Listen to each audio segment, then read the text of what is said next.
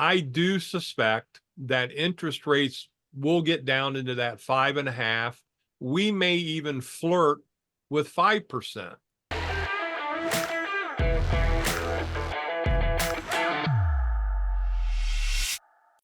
Hey there, everyone. Dave Barlow here with the gang from Sell for1Percent. We got Jay and Jaime joining us here I on like Jamie's names better. January 3rd, just after the new year. We hope you had a great holiday, great Christmas, great New Year's. With the Ohio State loss on the 29th, it kind of slowed things down for us a little, or at least for me a little bit. But I have I shouldn't say lots of friends. I do have friends who are Michigan fans, and those guys are just slobbering all over themselves right now. So God bless them. Hopefully things go good next Monday, the 8th. But we are going to take a look at 2023. And then we're also going to look forward to 2024 with some predictions from the gang here. And so let's just kind of dive into it here. In 2023 and the latest numbers that we have, and I think this is because of the NAR tries to gather all of the information from across the country and then compile it. You would think with the technology that we have in today's world, hence Sell for1Percent, and being able to do things quickly. And but I think the NAR is somewhat antiquated because it's usually about the third week of the month. And so around January 18th, 19th, 20th, they'll come out with the numbers for December. The numbers that we currently have are from November, but we can extrapolate those by looking at the percentages year to date and kind of talk about how 2023 ended up. And again, look forward to 2024. Overall, the market itself for number of homes sold through November was about 14% off the mark from 2022. Now, 2021, 2022 were huge numbers. I think, Jaime, you mentioned that 2022, we had nearly 40,000 listings come onto the market. We sold around 37,000 houses last year. This year, with a 14% reduction, looks like we're going to end up at about, what was my number? 27,400 or thereabouts from 2022. Days on market went from 17 days to 23 days, which in the grand scheme of things, hey, 6 days doesn't seem that much. But when you do the calculation, that's a 35% increase in days on market. And so, guys, just, open discussion, thoughts about what happened in 2023, and then we'll get into what we think is going to happen in 2024. Jay, I'll give you the floor. Well, in 2023, I mean, you kind of said a lot of what we, we're talking about before we started recording, with the numbers. I mean, the biggest takeaway, I mean, there is a way to pull numbers current. I did pull them for December through, last week. And December was down 12% in sales, which again follows that same trend been seeing every month. Thus, the average of sales being down around 10%, 12%. The craziest part with all of this is as days on market increase, as inventory comes up slightly, prices are up 9% in December. And so the Columbus Realtors will release that, like Dad said, here in about 2 weeks. But prices went up 9% in December. I think it's all really just a function of interest rates. When they were up at 8%, we were seeing about a 3% increase every month on price. I'm known as Chicken Little. I'm waiting for the sky to fall. I don't think any of this has been sustainable growth, and I'm that guy. There was when like I said, when rates were 8% and we were slogging, prices were up. And so, I mean, that's the one thing that is really kind of remarkable. And now we're poised for rates to continue to fall. I guess we'll get into 2024 in a little bit and what's to come. But in 2023, I know that this will be controversial amongst this group, but I think if you were patient and you waited as a seller, that you got your price. If you had a realtor that was panicking that none of my listings are selling and what am I going to do? And it's not selling in the first 7 days, we must be overpriced. I think a lot of people gave money away. The market's up 9%. And so, the proof's in the pudding. I know that all my sellers are getting, the price that the numbers say they should.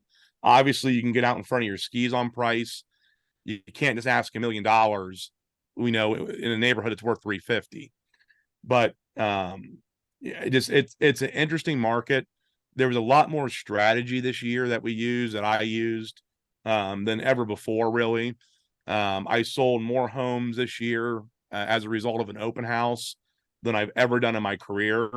I sold more new builds this year, taking advantage of buy down rates and inventory that was existing. Started to find properties off market for clients, finding homes that other realtors just can't find for my buyers.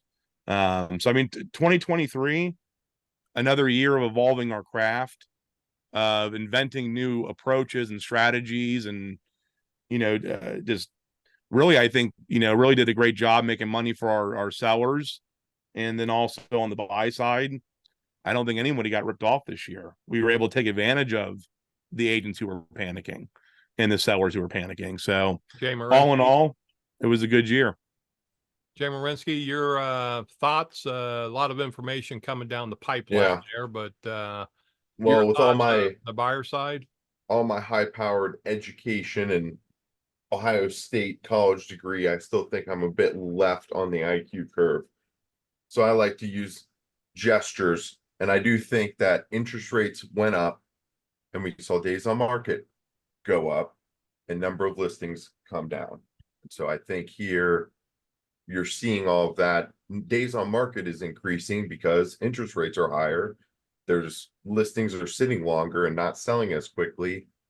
I think it's all very natural. We couldn't keep up the numbers from 2021, 2022. If you thought that that was going to continue the way it was, interest rates had a stark reality, but I think 2023 was the year of a soft landing. So that's my outlook on it. And like Jay said, I don't think buyers got ripped off, and sellers that held their number, I think eventually got paid. So we did well this year. Well, if you look at like the stock market, I think, most people at some point in their life, as they get a little bit older, follow the stock market. And if you look at that trend line, nothing ever goes straight up. Not even Elon Musk with Tesla goes straight up. It'll go up and then it'll retreat a little bit and then it'll advance again, then retreat. And you have, kind of these peaks. Consolidation. Yeah, you have Right. these peaks and valleys, and it's the same thing. Confluence. It's the same thing in real estate. We see our peaks and our valleys, and I think, we are on the other side of a peak from 2021, 2022. Interest rates definitely, help slow the market. But it's not a 2008 where there's just a total drop off the cliff. And then all of a sudden you have 8,000 listings on the market right now, and buyers don't want to buy anything. We're not seeing an increase in listings. We're seeing a decrease in listings. I think from last year to this year, we went from 34,800 listings last year, 2022. We're going to be at around 32,000. So we've dropped a couple thousand listings. And that is what's keeping the prices up. As Jay said, my numbers, the official numbers from the MLS from November, about a 7% increase in sales price year over year. It's not the 17, 18% increase that we had the year before, but anything above zero means the market is still moving along. And I think a lot of that just has to do with the number of listings that are currently on the market. Columbus is a big city. I think MSA wise, Columbus is 14th largest city in the country now. MORPC predicts over the next 20 to 25 years, we're going to have about another 800,000 people move into the metro area. Where are they going to live? There's going to be a lot of building going on, but I don't know that the building can accommodate all the people moving into the city, and therefore prices are going to continue upwards. We've been pretty spoiled because the average sales price in Columbus at 340. What's the average sales price in Chicago? 650, 700. Right. You know, go to Boston, you know, Atlanta. yeah. And so, you know, I think that Columbus is actually just kind of catching up with some of the cities of comparable size in that 2 million person range. We're just starting to catch up a little bit on home prices. And like I say, we've been spoiled. I'm born and raised here in Columbus. You guys obviously born and raised here in Columbus. You know, when I was born in 1961, the old man that I am, Columbus was about, I think, 250, 280,000 people or something. And so now we're 2.2 million, you know, and another 800,000 next 20 years. We You talk. used to be wearing overalls and having wheat in your mouth, right? Straw hat. Yeah. I mean, you know, when mom and dad moved up to the northwest end of Columbus, up off of Kenny and Henderson Road area, 315 ended at Ackerman Road. And Bethel Road was a 2-lane road. Kenny Road was a 2-lane road. Henderson Road was a 2-lane road. And, you know, Sawmill was a 2-lane road. I remember I delivered Domino's Pizza when I was in high school, and we'd have to run over to Dublin Green or something like that, I think was just around. And we could go 90 miles an hour. We had, you know, back then, Domino's delivered 30 minutes or less, or your pizza's free. So, yeah, It encouraged you. yeah, Encouraged you to oh yeah, jam on yeah. the gas pedal a little We bit. used to run up Bethel Road and down Sawmill Road and going about 90 miles an hour and make sure that we get that pizza delivered on time. And so now it's all 4-lane, 5-lane, 6-lane stuff, and it's crazy, you know, and we're going to continue to see that growth.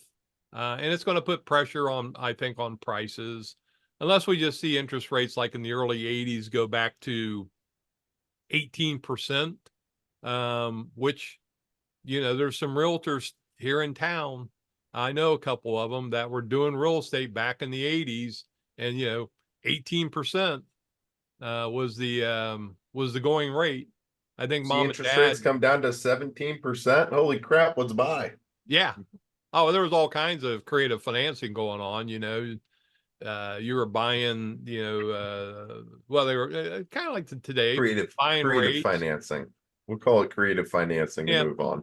doing assumption loans. But, you know, the house that mom and dad bought there on Dewcrest, they paid $42,000. And now that house is a $300,000 house, and 42,000 with a swimming pool. So, Classic. Well, yeah, I know a $400,000 house where the payment's $700 a month. So oh yeah, yeah, it's good days. Good days for those folks. yeah. So what do you guys see for 2024? What are you thinking? Market going to continue the way it is? I would like to hear Jay's opinion on this new year first. I think he's going to have a really strong, definitive prediction All that right. we can bet money on, more than likely. Before that, Not financial advice. before that, the one thing I thought was also interesting about 23 was that across the country, they had prices climbing about 7%, but then sales were slowing about 7%. And so it was an ongoing trend everywhere. And then the other thing that was, I thought, interesting about 23, and it's again goes back to the point about price and everything else, is that we had 30% of all active listings in October in Columbus had a price reduction. And that was something that we did not see in 22 or 21 that Dad had brought up a couple times this year. And so Cincinnati was, I think, number one or top in the country. They had like 55% of the listings in Cincinnati cut price. And so, I saw that was interesting about last year. For this next year coming up, I mean, I don't know what's going to happen. I mean, that's the honest truth. I mean, I can give you my doomsday prediction. I can give you my these guys are Golden smarter than I Goose. thought, and they had a soft landing, prediction. But before getting into the prediction, is the one other thing I found when doing some prep for doing this video was the foreclosures in Columbus jumped up 42% in October, and that's a trend going around the country. 42% sounds crazy, but then when the NAR economist said, Dad's friend Lawrence Young, he said that it was not really a concern because the number was starting off so low that when you're increasing by 42%, that you really don't have a very big base still. And so again, it shouldn't be anything like what we saw coming. But what people were commenting on was that it's more of a reflection of the economy at large, that everything is costing more. You don't have as much money and can afford to make the house payment. And so hopefully in 24, I mean, the good news would be we get some reprieve from all this, that prices do kind of come down, gas, interest rates. Normally during an election year, I kind of brace myself for impact, and it's normally a little bit slower than the years leading up to it. But I'm thinking that 24 this year, because of the election, that we're going to have stimulation in the economy. Things are going to appear to be a lot better than they really are. And so I'm hoping that, in my opinion, the only thing that the economy really is, and the only thing that money really is confidence. And so if the people of our country, we get into a snowball effect where things start rolling, interest rates come down, all of a sudden there's peace somewhere in the world, this a couple of things break here, and you can see where we'll have another nice little boom and an upcycle, because there is no inventory. And so as long as rates stay somewhat in check with what people are making on their income, and they can afford the house payments, why wouldn't you want to buy, especially where we live? So, I think So that where do things you will think interest rates are going to go? well, I We're think that they're going to, currently at I don't, 6.61%. Freddie Mac, 6.61% is the average across the country. I don't know. I mean, I've seen some people say it'll get into the fives. Some people will say, low sixes. I don't know what I think about that. Well, I that's mean, not a very good prediction. well, that's where my fear is with all this stuff, is that I feel like rates should be higher. I mean, I'm still paying more at the grocery store, so I know inflation didn't just go away. And so it's like, if they raised rates to kill inflation, why are they cutting them now? And they haven't cut anything. They've signaled they're going to cut them, so the market's reacted. And I expect them to cut them, and I expect rates. I don't know, Dad. Maybe 5.5, maybe 5.75, maybe 6, somewhere in there, and then the market will, be great next year. And then, again, I'm Chicken Little, so my plan is to store my nuts for winter, because I think that, what, in my opinion, what has caused all this growth is not Columbus catching up. It's not anything like that. It's rates were held artificially low for far too long. And so, cheap money, there's more risk involved. And as a result, all assets have gone up. So I think next year is going to be great. Then the year after that, I'm back to, well, let's wait and see. They might have pulled off this soft landing. They may be able to keep this cycle going every 10 years. And we'll have 8, 9 years of come up, 2 years of recession and correction, where it's not really that bad and we keep going up. So I hope that that's what happens. But, All right. Jay Marinsky, you heard the great Carniac with his non-prediction prediction. What do you think? How am I supposed to follow that up? What are your Um, thoughts? Where do you think rates are headed? Where's the market going? What's I am notoriously a little more optimistic than Jay. Again, I'm probably a little further left on the IQ curve. I'm a little more optimistic. I do think, a lot of interesting things going on geopolitically with Biden and Israel, and who knows what happens peace there. Seems like what we are proposing as the US, and then in an election year, I think that they're going to pretty up the economy. I do think rates probably come down. I like what Jay said. I do think 5.5 is probably the low end. I hope we grind down towards there. I'm hoping that price cut number from 2023 reverses in 2024, and we see less and less price cuts as things settle and prices start to settle and buyers come into the market and whatnot. So I predict that, if you buy a place in Columbus, around Columbus, you're probably going to be doing okay. Taking on debt shouldn't be a super scary thing at this point. I just wouldn't take on more than you can chew. So sure. my prediction is good. Okay. Roses, unicorns. If rates come like below 6, what do you guys think is going to happen to the market? I mean, it's like, to me, it's going to explode, and it's going to, just be totally insane out there again. I don't think it's going to be insane, simply because there's still going to be a crap load of homeowners who have 3%, a sub 3.5% interest rate. And even at 5.75%, I don't know that that's enough to make me want to change my circumstance, unless I just absolutely have to. And what's happening, what I have seen at least, is that, probably 3/4 of the homes that I've put on the market over the past 6 months have been because people had to, whether they Right. were moving out of town or that they were retiring and moving out of town. Several, parent homes, parents have either moved into assisted care or have passed on or something like that.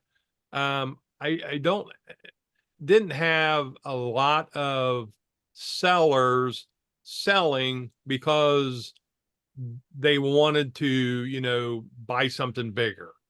There was some downsizing stuff, but those sellers with selling their home had cash, so it didn't really impact what they were buying interest rate wise. So, but when you have a city of 2 million people, there's going to be a percentage moving in, moving out, circumstance changing. And, we're still going to be 28,000 homes sold here in Columbus. That, by any definition, is a good year. Not as good as you said, 2021, where we had 36,000 houses sold. But 27 still not bad. And even if it drops, another 10%, we go to 24,000 houses, in this coming year. That's not a bad year, but I do suspect that interest rates will get down into that 5.5. We may even flirt with 5% because of the election year. And it depends on, they've signaled from the Fed, 4, 5, 6 rate drops. If they go 4 at a quarter point each, that's 1%. So we're going to be down to 5.5. If one of those happens to be a 0.5% decrease, as they did on some of the increases, you could be down into that 5% range. So I'm going to be optimistic. I'm going to say we're going to see between 5.5 as we come below 6. I don't know that, as you said, Jay, it's going to be crazy, but I think it will pick up, because I think there are a lot of buyers on the sidelines right now that are renting, who would like to get out of their rental property. Rent rates are through the roof. I mean, we didn't talk about that. I mean, some of these properties up here in the northwest end of Columbus and out on the northeast side, New Albany, Gahanna. You know, a 2-bedroom is $1,800, 2,000 Oh, bucks. rent's Yeah. out of control, but those ones, I think too, the same price drop phenomenon. You know, when I look at those, I see a lot more that are ones on the MLS, anyways, that are on the market for 60 days. There's one I saw 130 days. It's like, you know, I think that they are getting to the point now where the market's going to balance out those prices. But rent's crazy, man. I mean, Yeah. you know, So would you rather pay $1,800 a month in rent or $1,800 a month in owning your own property? well, and that's where the problem then has become this last year has been, well, prices have gone up 20% last year, 20% the year before, and now rates went from 3% to 5% to 8%. All of a sudden, that $1,800 can't buy me anything better than, you know what I mean? It's like that's where there has to be, the rates either have to come down, like what we're seeing right now, or prices have to correct. And so it's like it has to get brought back into balance with what's affordable. Otherwise, if it keeps going the other way, you know, you're going to see more foreclosures increase. You know, if But your money buy, you know, it's interesting. at $1,800 a month rent, at 6.5% interest, what price home does that buy you I have no idea. with you know, It's gonna be PITI? it's gonna be right around 250 under 1,800, you're saying? Yeah.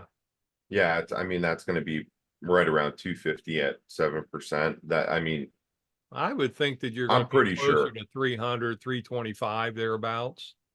Let me pull up our trusty There's a calculator. SellFor1Percent.com. There's There a you go. calculator. Yeah, you know, but beyond that, you know, even if you are paying 1,800, you're not in rent, you're not getting any benefits as far as home equity, you know, the value of your home going up over the next several years.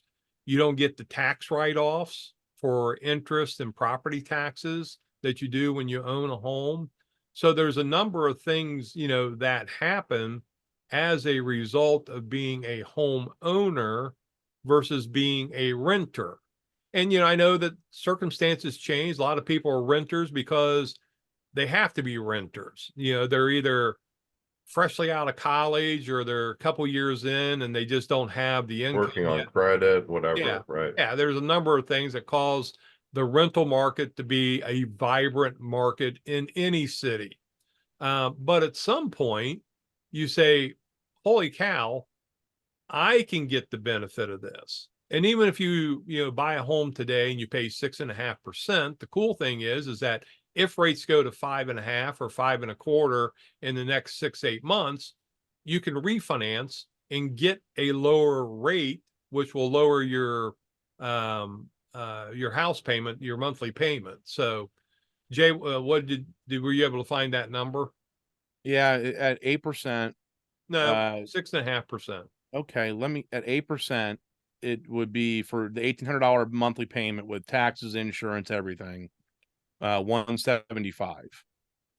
Now at 6%, you want 6.5. At 6%, it's 240. All right. Well, And Jay, so you go from you're a little 175. closer. So I mean that's so you're changing neighborhoods, you know, from different. You're changing school districts, Right.